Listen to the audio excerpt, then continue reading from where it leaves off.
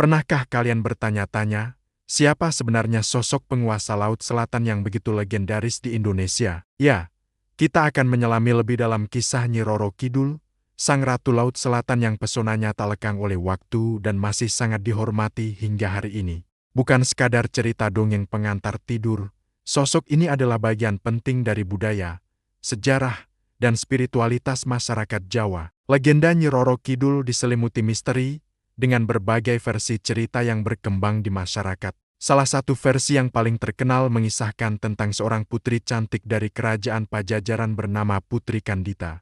Kecantikannya yang luar biasa justru menjadi sumber malapetaka. Ibu tirinya, yang iri dan cemburu, menggunakan ilmu hitam untuk mengutuk sang putri. Tubuhnya dipenuhi penyakit kulit yang menjijikkan dan berbau tak sedap. Dalam keputusasaan, Putri Kandita diusir dari istana. Ia mengembara tanpa tujuan, hingga akhirnya mendapat bisikan gaib yang menyuruhnya untuk menceburkan diri ke lautan selatan. Tanpa ragu, ia melompat ke dalam ombak yang ganas. Ajaibnya, saat tubuhnya menyentuh air laut, penyakitnya seketika sirna. Ia tidak hanya sembuh, tetapi juga dianugerahi kekuatan gaib dan kecantikan abadi. Sejak saat itulah, ia menjadi penguasa Samudra Hindia dan dikenal dengan nama Nyi Roro Kidul.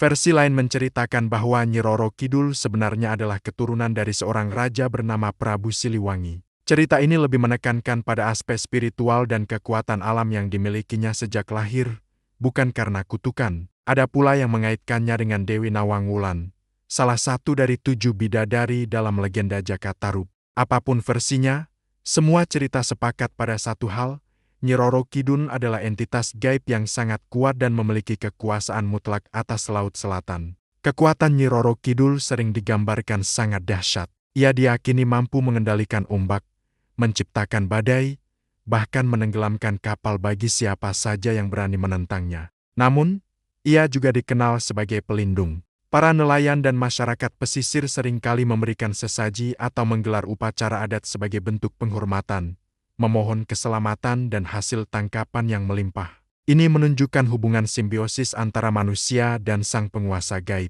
Salah satu hal yang paling menarik adalah hubungan spesial Nyi Roro Kidul dengan Raja-Raja Mataram Islam.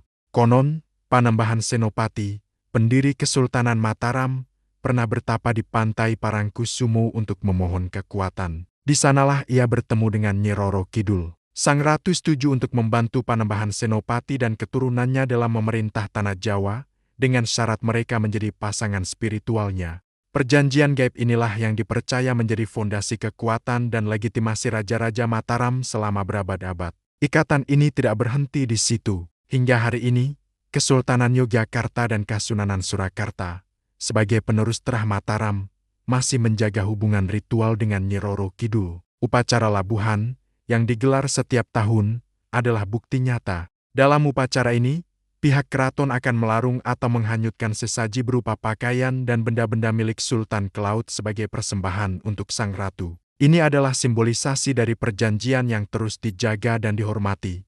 Mitos paling populer yang mungkin sering kita dengar adalah larangan memakai baju berwarna hijau di pantai selatan. Warna hijau diyakini sebagai warna kebesaran Nyi Roro Kidul. Siapapun yang nekat memakainya, konon akan ditarik ombak dan dijadikan prajurit atau pelayan di kerajaan gaibnya. Meskipun banyak yang menganggap ini hanya mitos untuk mencegah kecelakaan karena warna hijau sulit terlihat di antara deburan ombak, kepercayaan ini tetap hidup dan dipatuhi oleh banyak orang hingga sekarang. Kamar 308 di Samudra Beach Hotel, Pelabuhan Ratu, juga menjadi saksi bisu popularitas Nyi Roro Kidul. Kamar ini sengaja dikosongkan dan didesain khusus sebagai tempat peristirahatan sang ratu. Di dalamnya terdapat lukisan Nyi Roro Kidul, sesaji, dan pernak-pernik serba hijau. Banyak orang datang ke kamar ini untuk bersemedi atau sekadar mencari berkah, menunjukkan betapa nyatanya kehadiran sosok ini dalam benak masyarakat modern. Jadi, apakah Nyi Roro Kidul itu nyata? Pertanyaan ini mungkin tidak akan pernah bisa dijawab secara pasti dengan kacamata sains. Namun, yang jelas, Nyi Roro Kidul lebih dari sekadar mitos. Ia adalah simbol kekuatan alam, representasi budaya, dan bagian tak terpisahkan dari identitas spiritual masyarakat Jawa. Keberadaannya terus hidup, bukan hanya dalam cerita, tapi juga dalam ritual, tradisi, dan rasa hormat yang diwariskan dari generasi ke generasi. Kisah Nyi Roro Kidul mengajarkan kita tentang hubungan harmonis antara manusia, alam, dan dunia spiritual. Ia mengingatkan kita bahwa ada kekuatan-kekuatan yang lebih besar di luar pemahaman kita, yang patut untuk dihormati. Hingga detik ini, ketika ombak laut selatan berdebur kencang, banyak yang percaya itu adalah tanda kehadiran Sang Ratu yang abadi. Terima kasih sudah menyimak kisah mendalam tentang Nyi Roro Kidul. Semoga ini menambah wawasan kita tentang kekayaan budaya Indonesia. Jangan lupa untuk like, komen, dan subscribe channel ini agar tidak ketinggalan cerita-cerita menarik lainnya. Sampai jumpa di video berikutnya.